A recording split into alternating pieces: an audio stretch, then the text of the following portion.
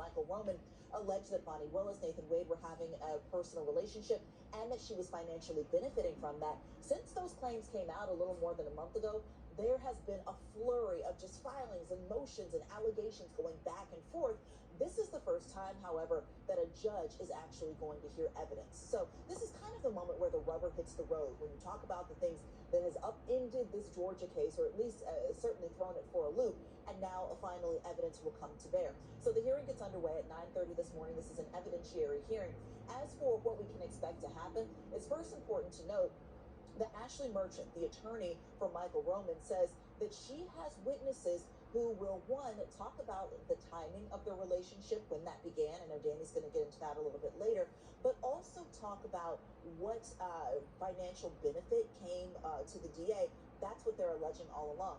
Now, I do want to say that Judge Scott McAfee already kind of gave a little more stakes to this on Monday during an earlier hearing as to who would testify, because he said it is possible that the DA could be disqualified if the evidence shows that there was a conflict or an appearance of a conflict. So Fani Willis did not want this hearing to happen. She fought to have it not happen. The fact that it's even proceeding today is already at least a bit of a blow to her, guys.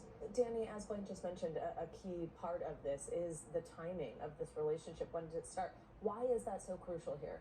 I said this weeks ago on this show that you go to any criminal courthouse in America and everybody is dating, whether openly or in secret. So that's why the timeline is crucial. If this relationship happened after Fani Willis appointed this special prosecutor, then there's the argument that, oh, well, you know, we were just colleagues and then we fell in love as we were going over documents in this criminal case. But if it happened beforehand, there's an argument to be made that there's the appearance of impropriety, that Fani Willis may have taken someone that she had a romantic relationship with and given him a plum job, a job that he's already billed upwards of, I think, $600,000 for. And then the argument is that $600,000, some of it came back to Fani Willis. It's really a kickback without being called a kickback, that Fani Willis may have said, hey, I'm going to give you preferential treatment, and then you and I can go on vacations together because you're going to get paid by the state.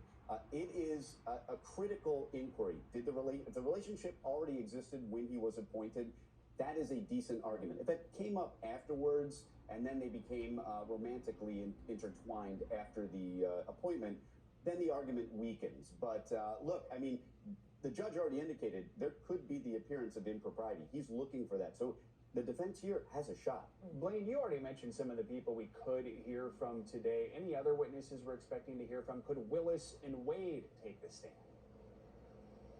That is a possibility. And one thing very quickly, I want to touch on something that Danny said. Both Willis and Wade have strongly denied that there was any financial benefit. They said that they split their vacations roughly evenly.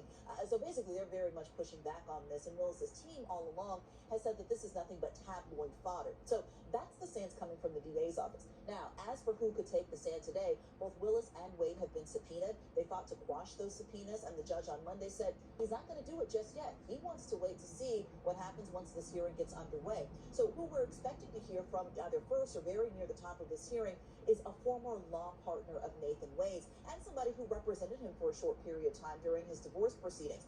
He, according to Ashley Merchant, who's the attorney that's kind of set this whole thing into motion, she says that he can place the timing of the start of the relationship before they started working together on this case. To Danny's point, you understand why that's so important. So once he takes the stand, he's somebody that Judge McAfee on Monday, for instance, described as her star witness. So certainly there will be a lot of interest in what he has to say exactly, and then the judge will proceed from there to see who else needs to take the stand after that, guys. So